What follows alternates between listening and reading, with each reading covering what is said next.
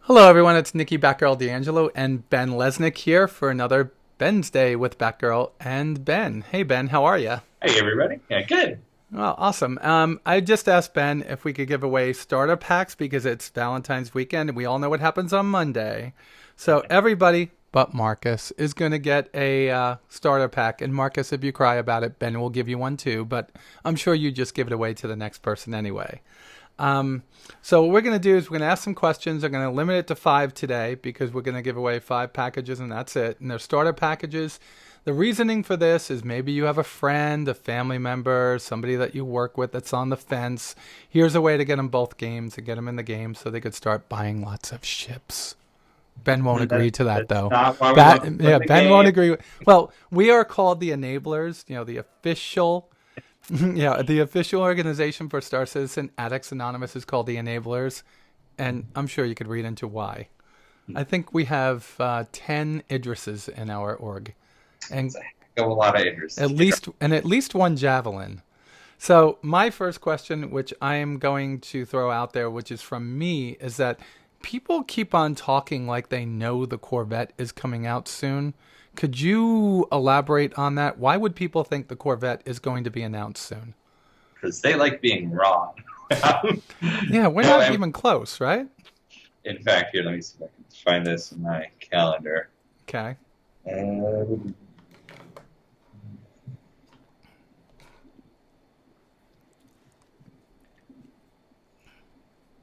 so can't find it in my calendar, but next week we have the design kickoff where we figure out the stats for the Corvette, and then it goes to a concept artist, and it'll be some months after that that we actually have it done. When you say months, it could be two, it could be four. It all depends on Chris's saying yes or no, right?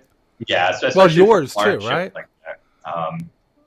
But we are actually getting a little more serious about developing. I had a nice chat with Chris and everybody a couple days ago about Okay. inspirations and how we differentiate it from other ships, how we make the Corvette fun rather than just a big boat.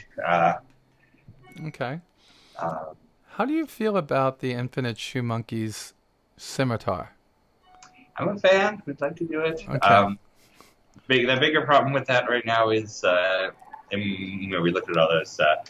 It's just time, especially since at this point we have to rebuild this TDIG stuff from the bottom up instead of just using the existing model. But I'm sure eventually we will get to it. All right, cool. Thank you. All right, so we're going to start with Marcus's question. You know who Marcus is? You know the Colonial Movers, Colonial right? Movers, yeah. Okay, good. So, dear Ben, we as the movers are still busy calculating how much furniture can be moved in a Hull E, and we wondered about the rather large command engine module. What will be done with all that space?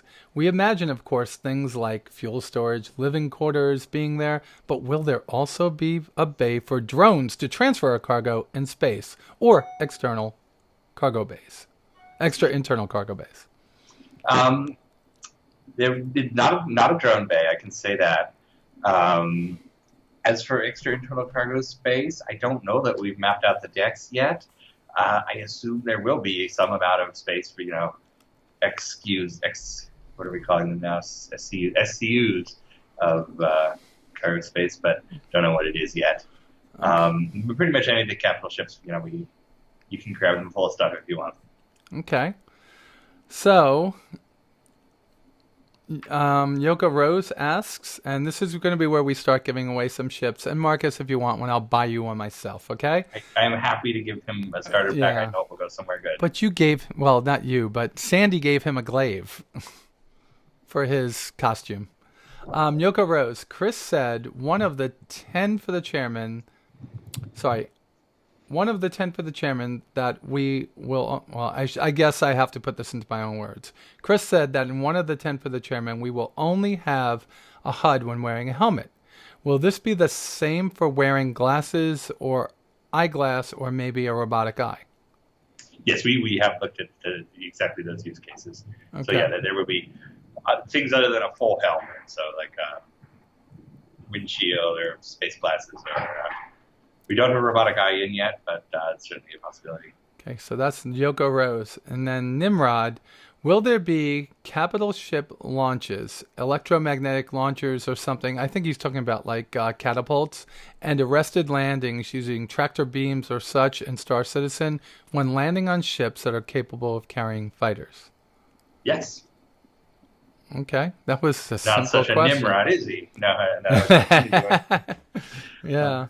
So, I mean, you're going to make this kind of like the deck of a U.S. Navy or, French, because we just saw the French Navy carriers off of Syria launching, devastating airstrikes.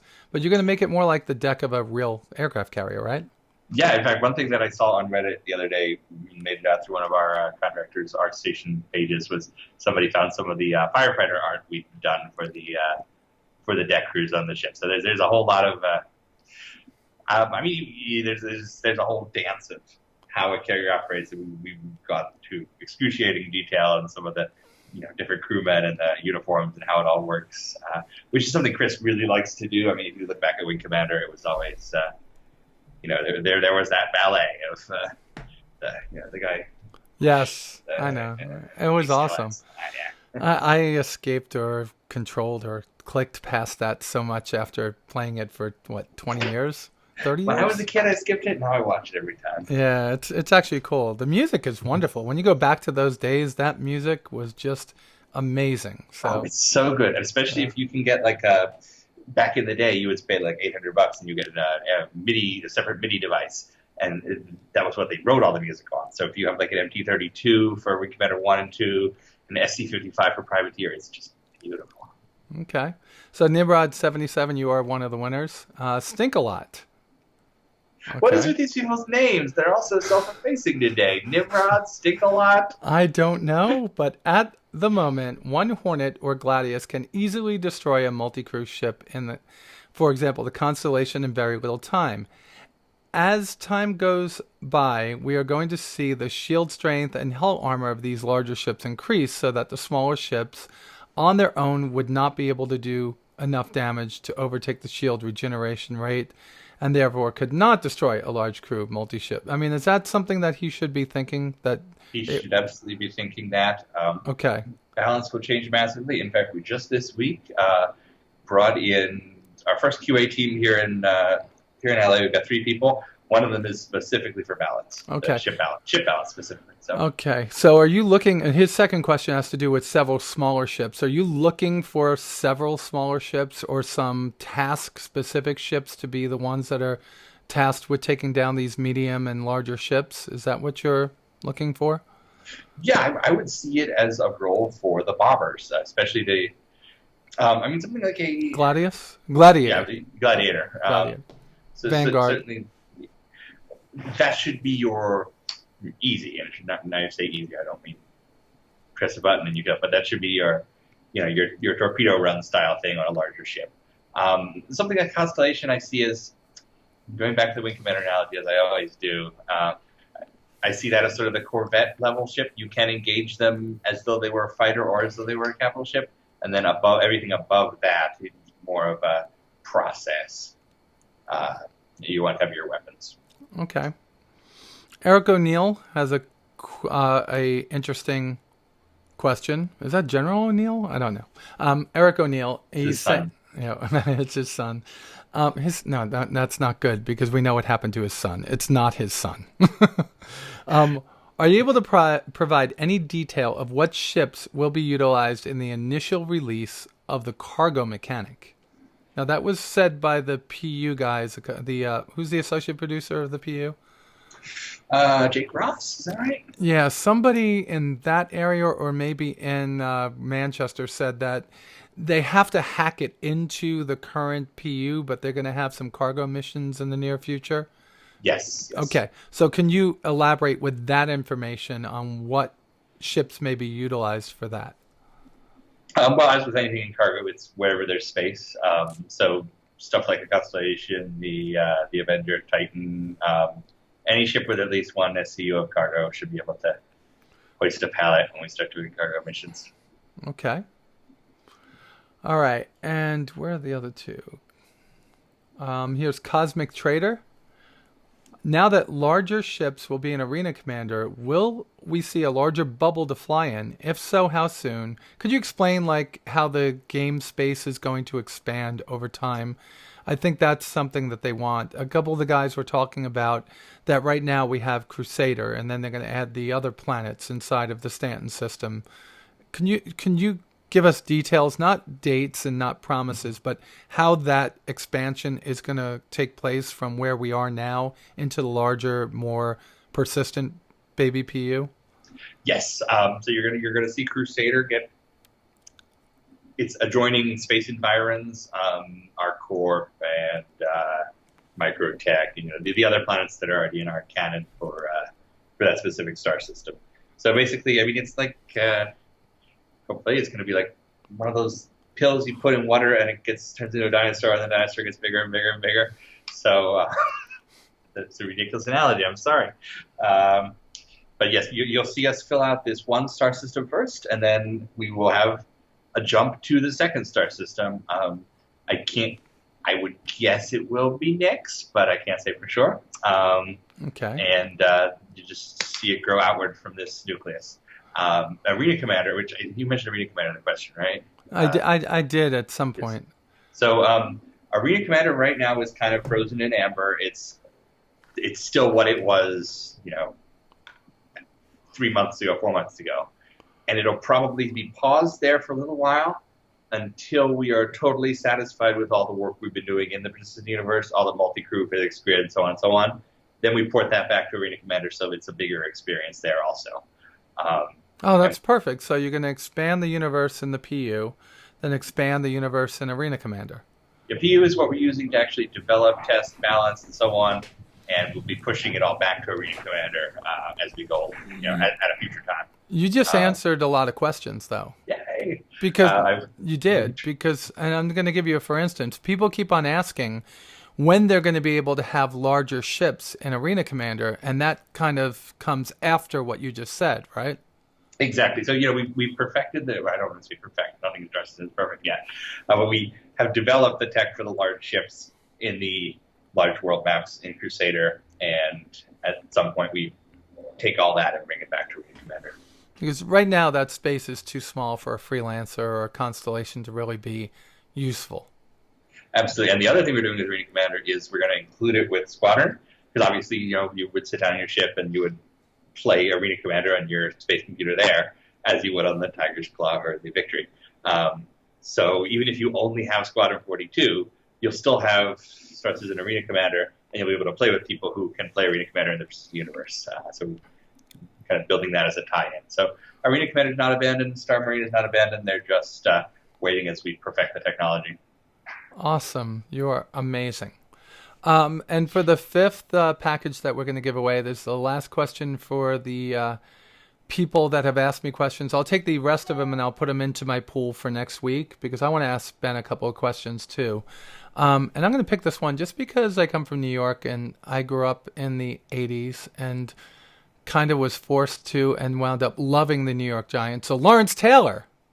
That was a very elaborate yeah, I know. I had to connect it some way because how many Star Citizens know the New York Giants best linebacker of all? Well, Pepper Johnson might kill me and Michael Strahan, but you know what I mean? Lawrence Taylor. So I play a lot of VS, Vandal Swarm, and I wonder if the AI was programmed to run away as they seem to head for the border a lot. They also crash into each other and rocks frequently. Is the AI going to see improvements? And if so, can you talk to them? Could you talk about that? He's saying, could you talk to them? Meaning, I guess, Moon Collider, or whoever's doing that. He's not wrong. Ben, I put up a video the other day. We every Sunday night, the enablers get together and we stream our get together. And we were inside of Vandal Swarm, and we got all 18 levels. We brought somebody through so they could get their aggressor badge. And in one wave, 6 of them went out of bounds. So I'm going to let you talk. I can certainly talk to that. And the answer is yes, AI will be changing a whole bunch. The team in Germany has taken over responsibility for that. Moon Collider will still be advising and working with us in other ways, but the actual Crytek guys, former Crytek guys, are going to be doing. In fact, they're at an AI summit as we speak. Well, not as we speak; it's like 3 a.m. as we speak. But this week is the AI summit to plan exactly that in Frankfurt. Chris is there, and they're dealing with these issues exactly. I will say the running away. I like that personally. Of all the AIs I fought in all the space combat games, the one I can remember and get so angry about is Burak Starkiller. Yes. Selfie with his. Oh, wait a minute! I've taken a little bit of damage, and there's a 90% chance I'm gonna have to run out of here faster than you can. This isn't the first time you brought that up. I hate that. Mad, yeah. I hate that. That one mission would drive me crazy. Because you have to get... I mean, how can you complete the campaign if you don't kill all the freaking elites, right? Yeah, and this is one thing I probably didn't notice for years in Wing Commander. If you take down obviously you take down the ace early, he doesn't appear later on. Yeah. But also the dialogue changes later on. If you talk the first time they talk about him, he killed 64 people. If you let him live, it's like, he's killed 99 humans. Yeah. So, I love that. So it's like, oh God, Chris is such a master at this, isn't he? So we're gonna jump into a couple of my own questions just for the time being because I want to get this to about 20 minutes. So you got 4 minutes, all right? So my first question has to do with the universe. You walk around and right now obviously there's nobody and we have like 30 frames per second to 60 frames per second. We know this is a heavy hitting, a heavy game to run. Mm-hmm. So Chris said that there's going to be how many times as many NPCs as real humans? I don't remember. It's a lot, right? A lot, yeah. Humans are something like 1% or something. Yeah. So what do you think the hit is going to be, or do you expect, and can you talk to that about how optimization might make that frame rate better when you have all these people walking around and AI, like having to figure out what everybody's doing? Optimization is, there's been very little optimization so far, so it's going to be a big deal. It's a between optimization, LODs, level of detail, everything. It's a more technical question than I'm usually used to, but it's not something we're concerned about. I guess. Okay, good. Message I get. It's there are technical challenges we've looked at, and there are things okay, this will not be a problem, and this will not be a problem. Okay, and also I guess in the background you might be thinking the computer might be computing what a certain AI is doing, but not projecting them on the screen if you don't actually have line of sight to them, correct? I mean, that's kind of... Okay. Exactly. All right. All right. Last week, you announced a new Interceptor on Reverse the Verse, and of course, I'm at work helping people and selling watches to people, and I can't really watch it. So this is the Pirate Interceptor, not the Interceptor of Pirates. Yes, it is a... Well, we say pirate. Nobody actually manufactures a pirate ship in our lore. It's a Interceptor produced by Drake. This is the counterpart to the Cutlass. This is Rob Irving presents the Cutlass. Essentially, it's the ship he thought it was. So for those of us that thought that the Cutlass was going to be the end all be all, this is actually that ship. This is the counter to the Hornet. This is or Gladius. It's more on the level of the Saber and the Gladius. Okay. Down there, but it's the maneuverability, the combat, but not the rating capacity, the cargo, the boarding. So you lose some of the stuff that slows down the Cutlass. I forgot the word Cutlass. Okay. That's going to make it to Reddit.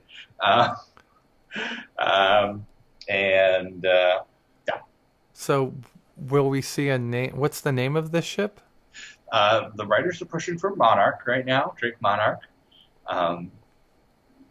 It goes with Caterpillar and Firefly. I guess so, Monarch. Yeah, it does. But you go with Cutlass, you got to go with another type of sword, like a rapier.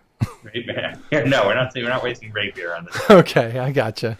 Well, I knew you would say that. I knew that. And maybe I'll take this offline so I could ask you alone. But 2.3. 2.2 first. 2.2? Yeah, but 2.2 we know is 2.2 just the minor update, or is 2.2 getting... I mean, every one of these updates is different. 2.2, we're looking at physicalized EVA. We got a couple of ships, lots of bug fixes. There's certainly some boring stuff, like we had folks on setting up the system for localization, which isn't very sexy for end user right now, but it's important that we do it. But there's going to be a lot of stuff to play with. All right. So a couple of flyable ships. So we know that we have one in the hangar. Is that going to be one that might be flyable? Yes, the one with the four Panthers. At least one flyable ship. Okay. At least one hangar ship. All right. So we know that 2.0 is taking us into that implementation. So 2.1, 2.2, 2.3, 2.4. What's the idea behind 3.0? You don't have to give specifics, but you could give the general overview of what 3.0 would move us into. I can't yet. That's going to be Chris's to announce. Okay. I did see. I have a conversation with him before he left for Europe. He's got. We know what it is, but that's not my place to say. That's fine. So then we have Nix coming at some point in the near future, right?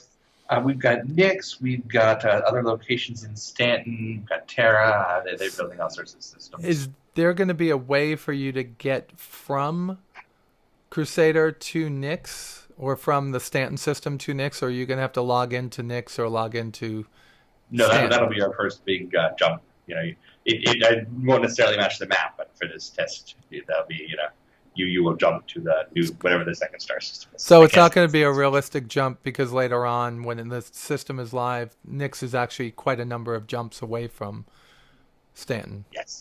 Okay, good. So we'll find it a little bit, because we want to perfect the jump system. We want to perfect the multiple large world maps together, and so on. All right. So to summarize this, and you could cut me off. Over the next few months, we're gonna see jumps in features to the current Star Citizen Baby PTU. We have persistence coming at some point in the future. We have a larger map, which is going to include more planets inside the Stanton system. At the end of that, you'll have a jump point that will then open up Nix. Yeah, and not necessarily Nix. Could be some other system. It'll be whichever one. We'll see. Well, Nix is the one they keep on showing us. Okay, we'll wait for that. Stuff in the works. Hey, I'm just anxious about my Saber going out there, and the reason for that is I have quite a number of patrons, 34 of them, that take care of the show. Ben has been gracious enough to give us a Saber to give away to them. So at the end of this show, I will be giving away a Saber to one of my 34 patrons. Okay? And thank you so very much, guys, for taking care of me and this channel and keeping us going. All right, Ben, anything else before you go? Anything big? Should we be watching Reverse the Verse for any big announcements, or just to have fun? Just to have fun this week. Okay. I have stuff right now I wish I could talk about. We kicked off. I've been in ship meetings all day. So let's leave it at that. Ship meetings. Now, I like the fact that you told me that we don't get a say in which ships come out next, which I'm cool with. But now I'm really, really interested, curious to find out what those will be. Well, I don't want to say there's no say. I mean, people should post on the forums what they want to see. Yeah. I'll say right here, our next group of ships, the goal is to have single-seat intro ships for different careers, use, single-seat intro ships as starters for different careers, and also ones that use existing roles. So, instead of one interceptor, we might have 3 interceptors. So, pitch your single-sheet ship ideas, and we'll take a look. Okay. And 300 ground-up rework? Bye. Oh. In fact, I was It's a ground-up. That's an agreement, right? Ground-up rework? Yeah, I carpooled with Dan Kwinsky. He was talking about they were opening up some of those legacy ships yesterday, trying to figure out what to do with them, and it's a bunch of work, but it'll be good once we get there. Awesome. The 300 Hornet and Aurora, I'll need that. I love the Aurora. I mean, I fly it out. It's like, to me, that is the ship from Space 1999. A Eagle. No, we're not changing the look or the roll or anything like that. We're just modernizing it, making it easier to do variants, upping it to component the system. Constellation. Yeah. component system and all that stuff. All right, great. Ben, thank you so much for joining us. Are you busy next week? Lots of going on, or will you be able to do a show? I'll be around. All right, cool. Thank you very much. And folks, with that said, you all be safe out there, and I'll talk to you soon. Hello, everyone. Nikki Batgirl D'Angelo here for Star Citizen Addicts Anonymous, and this one is specifically for my patrons, and specifically for the patrons that are at the level of over $1. So if you pledge $2 or more to me each week, you are part of this giveaway. And if you look at the rewards at the $1 and below level, I give you credit inside the credits, and all those are going to be updated in the very, very near future. But I am giving away a ship to the people at the $2 and above level, and that ship is a Saber. So here we go. I'm going to pick one from this randomized list. Going to close my eyes, and I have a couple of people in the background that may talk. Let's see which one it is. The winner is Roger Wilco. Roger Wilco, you are the winner of a Saber. Please get me your information. I'm going to send you a message through Patreon. And for those of you that don't know what Patreon is your way of showing the YouTubers and other content creators that you really love them. You become a patron. In other words, you pay for their existence, for their everyday, for their channel to strive. It's a way to bypass the ads and bypass all of the fees that are taken out through YouTube and all those other wonderful companies, but it's also a way to show how much you love the content creators. And my page, of course, is Patreon, patreon.com/Batgirl. And thank all of you, whether or not you are a patron, because it's by all of you watching and commenting and clicking the thumbs up button that this comment thrives, that this channel thrives.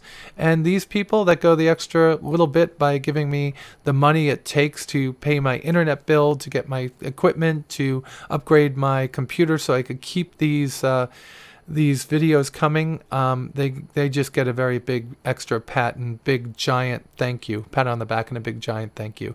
So Roger Welko, you have won the Saber, and I will get it to you as soon as we connect. Thank you, everybody, and you all be safe out there, and I'll talk to you soon.